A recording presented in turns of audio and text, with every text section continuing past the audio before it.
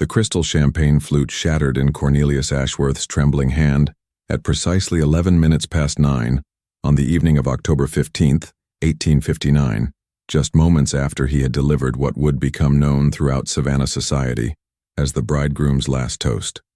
The wedding reception at the Pemberton mansion on Abercorn Street had been proceeding with all the elaborate ceremony expected of one of the city's most prominent families.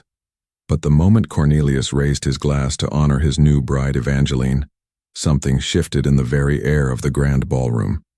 and guests would later swear they felt the temperature drop 20 degrees in the span of a single heartbeat. The toast itself had begun conventionally enough, with Cornelius expressing his gratitude to Colonel Atticus Pemberton for entrusting him with his daughter's hand, and praising the beauty and virtue of Evangeline herself, who stood radiant in her ivory silk gown beneath the mansion's glittering chandelier.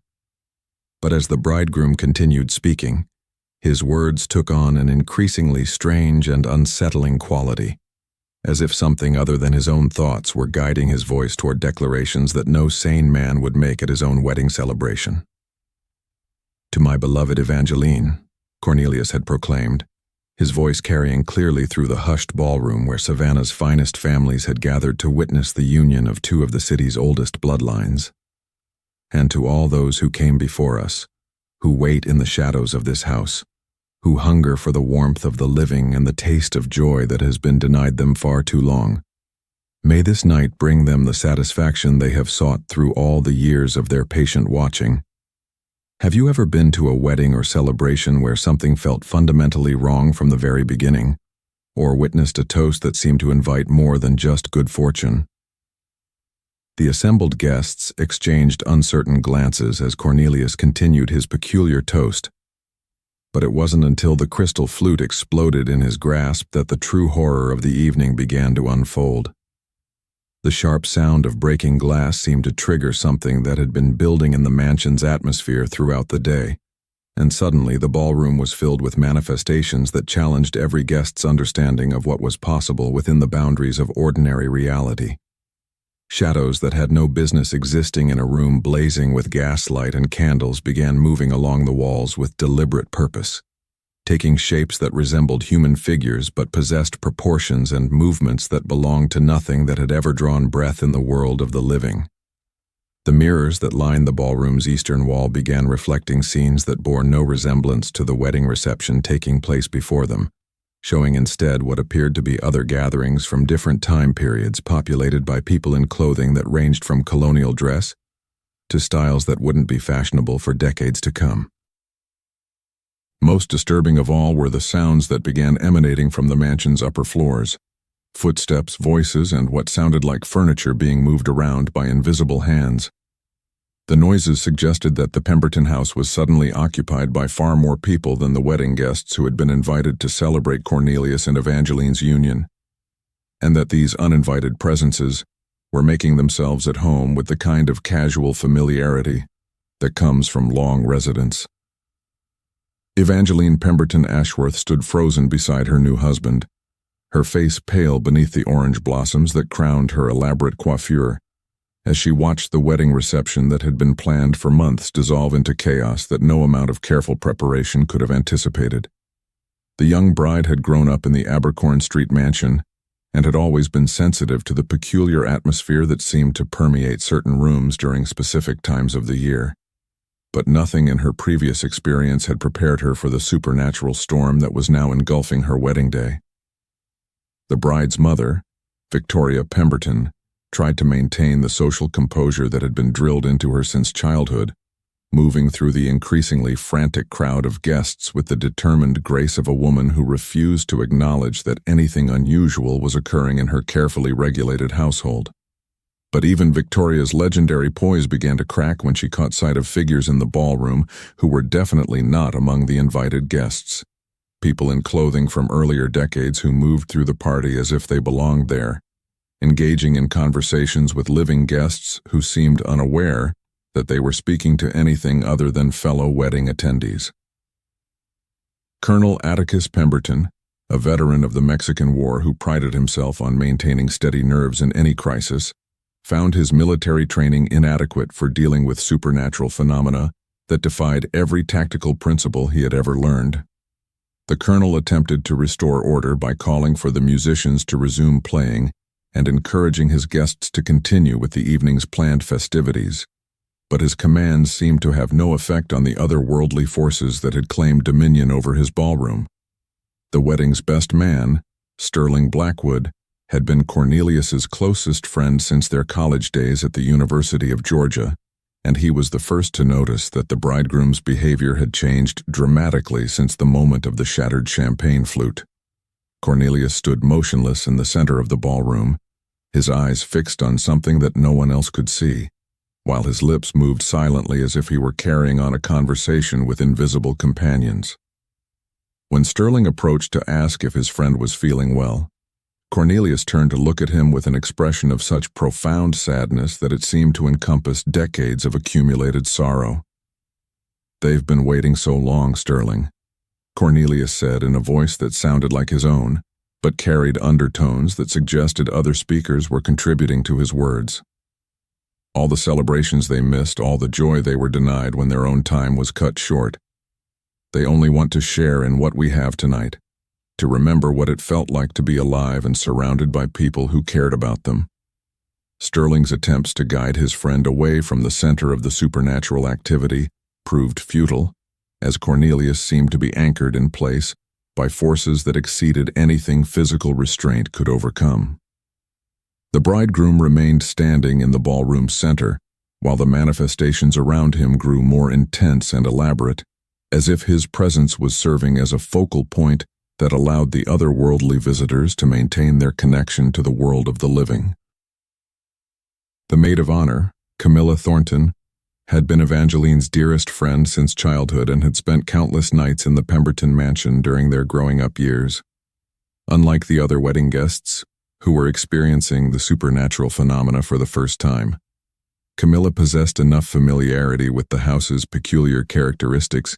to understand that the current manifestations represented an escalation of activity that had been building for years, rather than a completely unprecedented event.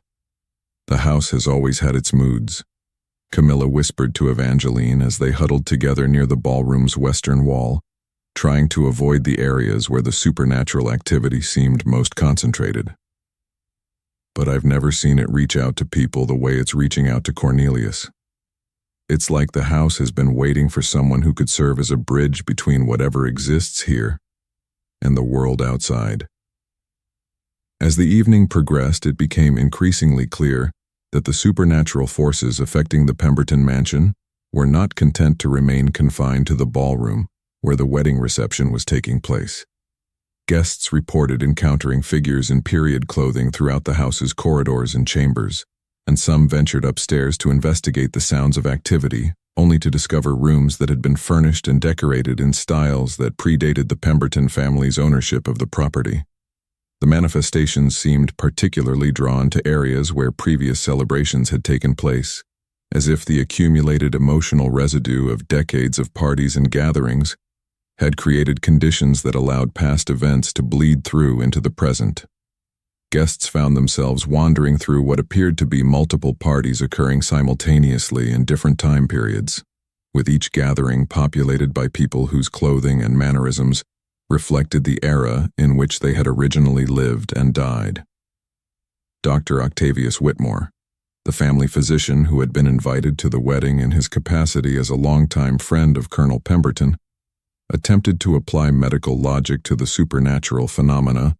by suggesting that the assembled guests were experiencing some form of collective hallucination brought on by the stress of the elaborate celebration. But his rational explanations became harder to maintain when he found himself engaged in detailed conversations with figures who possessed knowledge of medical practices and theories that wouldn't be developed for years to come. One of the phantom guests, a woman in 1820s dress who introduced herself as Dr. Lucinda Beaumont, discussed surgical techniques and pharmaceutical applications that exceeded anything currently known to the medical community, while demonstrating familiarity with the Pemberton family's medical history that spanned generations. Dr. Whitmore found these conversations both fascinating and terrifying, as they suggested that the supernatural visitors possessed access to information that transcended the normal limitations of time and mortality. The wedding's musicians, initially confused by the conflicting instructions they were receiving from various guests and family members, gradually began to understand that they were being asked to perform music for multiple audiences from different historical periods. The phantom guests from earlier eras requested dances and songs that had been popular during their lifetimes, while the living wedding attendees wanted the contemporary pieces that had been planned for Evangeline and Cornelius's reception. The musical confusion reached its peak when the phantom guests began joining in the performances, their voices creating harmonies that seemed to come from directions that defied the ballroom's acoustic properties. The resulting music was hauntingly beautiful but deeply unsettling, combining melodies from different decades into arrangements that suggested the presence of composers who had been working on these pieces for far longer than any normal human lifetime would allow. As midnight approached, the supernatural activity in the Pemberton mansion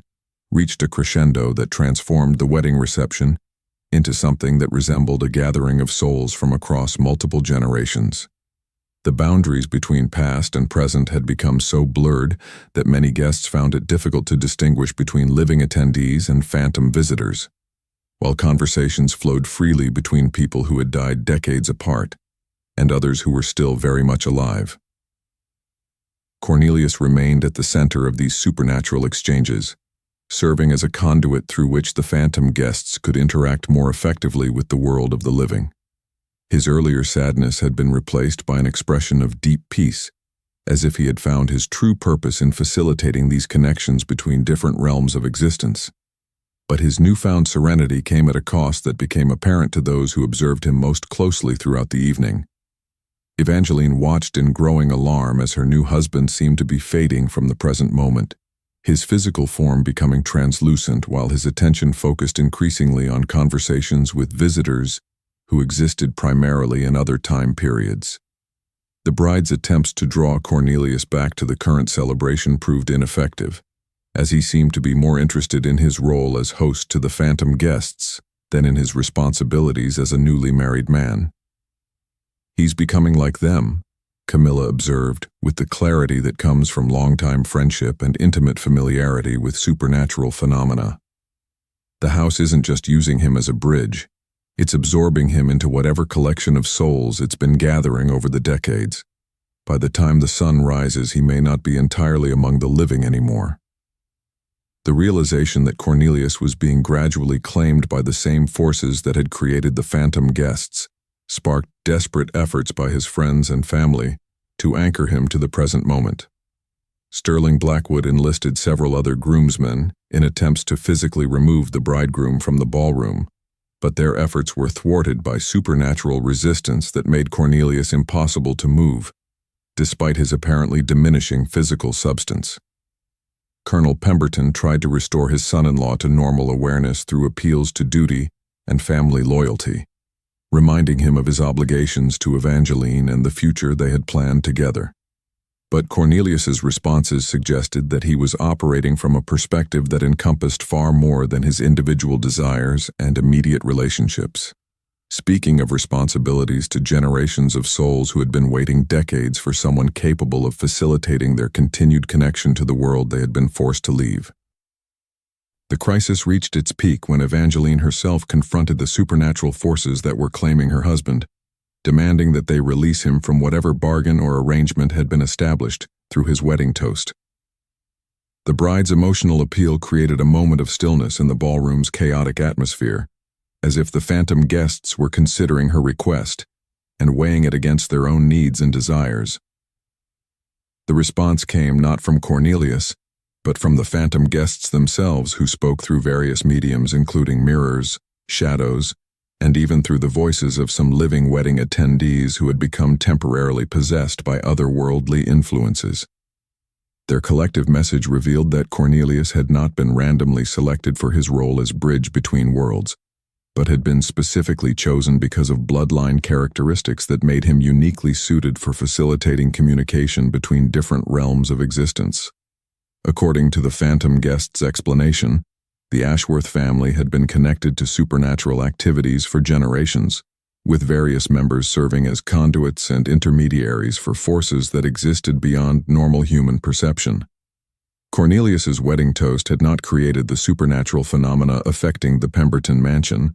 but had instead activated abilities that had been dormant within him until the proper circumstances arose to bring them into full manifestation. The revelation that her new husband possessed hereditary supernatural abilities came as a shock to Evangeline, who had known Cornelius for over 2 years without ever suspecting that he was anything other than a conventional young man from a respectable Savannah family. But the phantom guest's explanation helped her understand why she had always felt slightly unsettled in Cornelius's presence, as if he possessed depth and complexity that exceeded what he revealed through normal social interaction. More importantly, the phantom guests revealed that Cornelius's supernatural transformation was not irreversible, but could be controlled and directed if he learned to use his abilities consciously rather than allowing them to operate according to the will of otherworldly forces. They offered to teach him techniques for managing his connection to different realms of existence, promising that such knowledge would allow him to maintain his place in the world of the living while still serving as a bridge for souls who needed assistance in completing their own spiritual journeys. The offer came with conditions that reflected the phantom guest's own needs and the broader supernatural ecosystem of which the Pemberton mansion was apparently a part.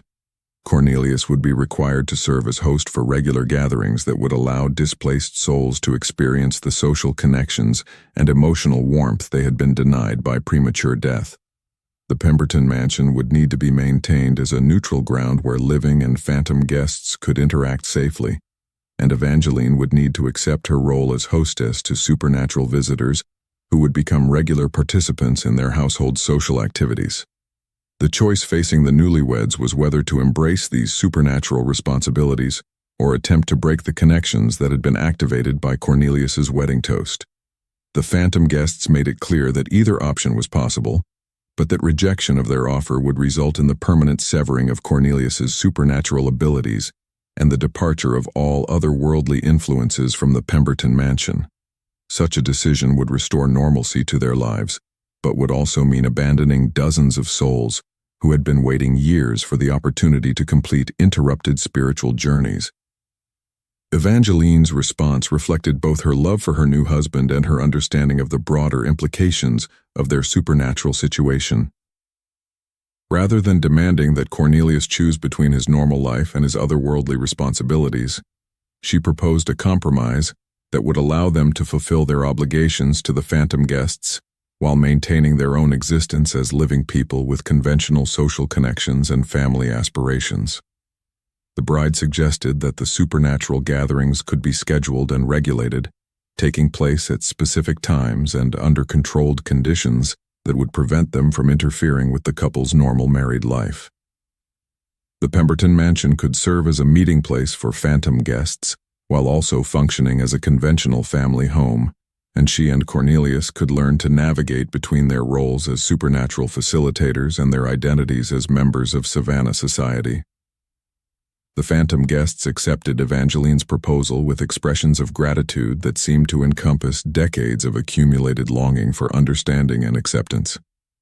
They had been trapped in a state between life and death, not because they were unable to move on to whatever realm awaited departed souls, but because they had been unable to complete emotional and social connections that were essential for their spiritual development. The regular gatherings that Evangeline proposed would provide them with opportunities for closure and growth that would eventually allow them to continue their interrupted journeys. Cornelius's agreement to the arrangement marked the beginning of a new phase in his supernatural development, as he learned to consciously control abilities that had previously operated beyond his awareness or direction. With guidance from the phantom guests, he discovered techniques for managing his connection to different realms of existence, allowing him to serve as a bridge between worlds without being consumed by otherworldly influences. The wedding reception that had begun with conventional celebration and descended into supernatural chaos gradually transformed into something unprecedented in Savannah's social history. a gathering that successfully accommodated both living and phantom guests, allowing them to interact in ways that benefited both groups while respecting the needs and limitations of each realm of existence. As dawn approached, the phantom guests began to fade from visibility, but their departure was accompanied by expressions of satisfaction and promises to return for future gatherings. They had experienced the social connection and emotional warmth they had been seeking, while the living wedding attendees had gained insights into the nature of existence that would influence their own spiritual development for years to come. The Pemberton Mansion settled into its new role as a meeting place between worlds, with Cornelius and Evangeline serving as hosts for regular supernatural gatherings that became legendary throughout Georgia's spiritualist community. The couple's marriage thrived despite, or perhaps because of, their unique responsibilities, as their shared commitment to helping displaced souls created a bond that transcended ordinary romantic attachment.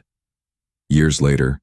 visitors to Savannah would sometimes report strange experiences in the vicinity of the Pemberton Mansion on Abercorn Street, encounters with figures who seemed to exist partially in different time periods and celebrations that appeared to accommodate guests from various decades of the city's history. But these manifestations were no longer chaotic or threatening, instead, representing carefully controlled glimpses of the city's temporal complexity, managed by guardians who understood the delicate balance required to preserve both past and present in their proper relationships to each other. The crystal champagne flute that had shattered in Cornelius's hand during his wedding toast was carefully preserved as a reminder of the moment when supernatural forces had first announced their presence in the couple's life. The broken glass was kept in a place of honor in the mansion's main parlor, where it served as a conversation piece for visitors who were curious about the unusual events that had transformed a conventional wedding reception into the beginning of one of the most remarkable partnerships between the living and the dead in the history of the American South. Cornelius Ashworth's last toast as an ordinary man had become his first act as a supernatural facilitator, marking the beginning of a new era in which the boundaries between life and death were respected, but not considered insurmountable. The bridegroom, who had begun the evening as nothing more than a prosperous young Savannah gentleman, had ended it as something far more significant, a bridge between worlds who would spend his lifetime helping souls complete journeys that death alone had been insufficient to finish. The phantom guests who had attended his wedding reception were the first of hundreds who would benefit from his unique abilities, and their gratitude would echo through the Pemberton Mansion for generations to come. The house itself had been transformed from a conventional family residence into a sanctuary where the displaced and the living could meet safely, creating a legacy that would influence Savannah's supernatural landscape long after Cornelius and Evangeline had joined the phantom guests they had spent their lives serving. If this haunting tale of a wedding toast that opened doorways between the living and the dead sent chills down your spine, hit that like button and subscribe for more spine-tingling stories from the antebellum South. Have you or someone you know ever attended a celebration where something felt supernaturally wrong, or witnessed toasts that seemed to invite more than just good fortune? Share your experiences with supernatural wedding encounters in the comments below. We're always fascinated by stories of formal gatherings that became gateways to the other side.